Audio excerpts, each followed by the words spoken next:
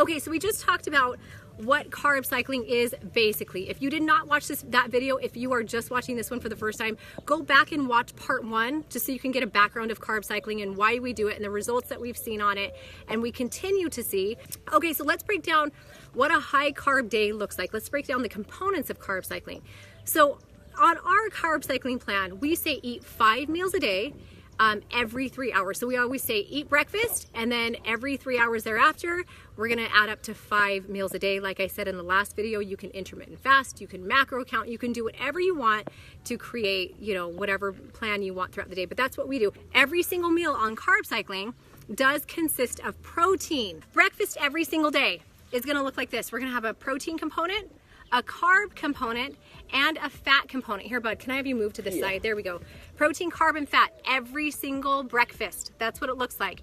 Now, every meal thereafter, on a high carb day, you do a protein and you do a source of carbs. 0 fat. You do not add fat to any of your meals. So the remaining 4 meals, it's protein and it's carbohydrates. So protein might be something like lean chicken breast, or chicken thighs even, and potatoes are a great source of carbs. Now on a low carb day, your meals, you're gonna have the breakfast like we said, which is proteins, carbs, and fats. And then every meal thereafter for the 4 meals, you're gonna have a protein, a source of fat, and then add a vegetable. Now the vegetables, we wanna go with cruciferous vegetables like leafy greens, broccoli, cauliflower, something like that. So that's basically what, an example of a low carb meal. One of my favorites is turkey marinara, vegetable turkey marinara. So I do lots of broccoli. I do extra lean ground turkey.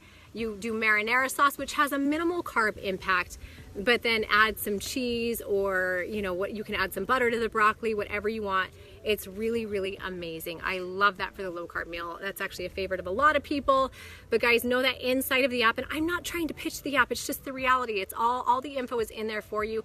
There are over 500 recipes, and it scales each recipe specifically to you. It gives you high carb options, low carb options. It will not let you eat a high carb option when you are on a low carb day. It is very smart, figures all that out for you. But okay, so now that you kind of know what a high carb day looks like and what a low carb day looks like, then now let's talk about the difference between good carbs versus bad carbs. They are very, very different things. Now you have to know, I'm not someone that says right off the bat, you have to go from eating crap to eating 100% all, you know, real, whole, natural foods. No, I truly believe in baby steps. It's a gradual change.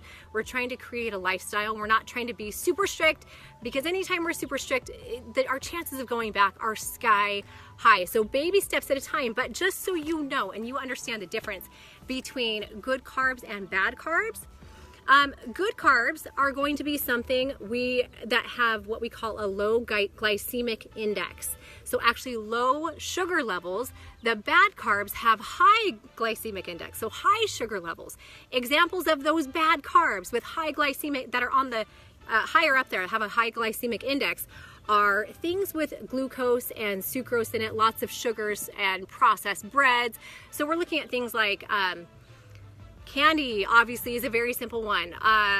Breads, any kind of processed white bread, even something like instant oats. Sometimes you just can't avoid it because you have kids and you got to do things fast. But anything processed, or like honey, for example, anything super sugary is going to have high glycemic index.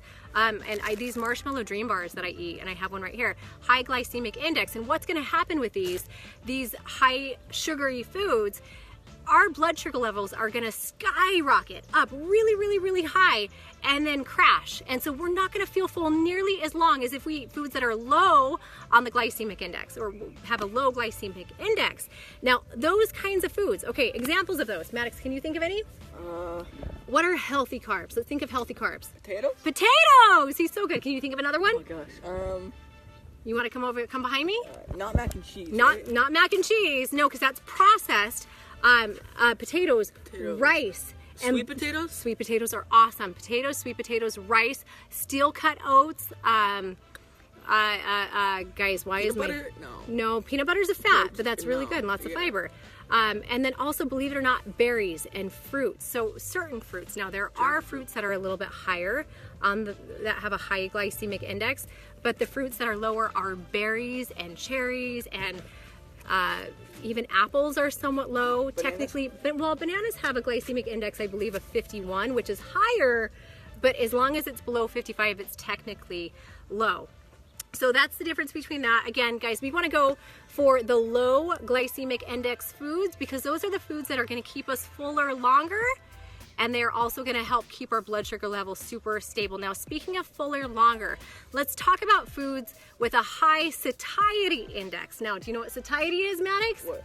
Satiation is basically keeps us fuller longer. So the foods that are high on the satiety index, there's so much controversy over potatoes. Potato, tomato.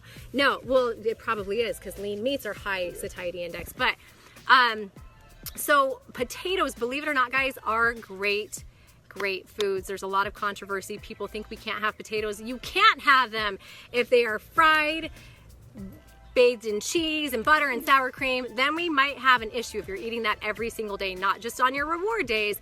But potatoes are great. They are going to keep us so full for so long. Now, the good news about protein that we're eating at every single meal on our carb cycling days, so 5 meals a day, every meal we have a source of protein. Proteins are super high on the satiety index scale. So know that with our lean meats and things, it's actually going to keep us full. In fact, protein is the most satiating, the most immediately satiating macronutrient. So what that means is as soon as protein hits our stomachs, it makes us feel full right away. So when we think we're hungry, when we are craving those starchy carbs that we know, or not starchy, the sugary carbs that we know we shouldn't eat some protein. Right away, you should be full. Drink some water with it. That's another key. We'll talk about that another time. What if? Okay. What if you have a potato with salt on it? But that's such a good question. Come in here. You just asked a question that a lot of people are wondering. Maddox asked, what about potatoes with salt? I'm actually a huge proponent of sea salt. People think that on a healthy diet, we need to cut out all sodium, and that's not true. Sodium is actually something our body needs. Especially as we're dieting, and if we're reducing the amount of food that we were eating before, we need to make sure our electrolyte balance is functioning properly. And by adding, I prefer sea salt, not table salt, and there is a difference. The sea salt, you crack a little bit of sea salt on your food, and you're going to get so much flavor with that. So guys, we're running out of time. A little bit more on carb cycling. If you have specific questions, please ask below. I'll try and get back to you. Maddox, what did you want to say? You got 40 seconds, bud. I don't know. What's your favorite carb? Oh, definitely potatoes and rice. With turkey, ground turkey. Oh, best meal. Extra lean ground turkey, rice, egg whites, and gravy. It's called Loco Moco. Yeah. Or unless it's Moco Loco. It's a Hawaiian dish. It's amazing. It's on my blog. Go search it up. HeidiPowell.net. All right, guys. Until next time, Maddox, great job, dude. Thank you. Bye, guys.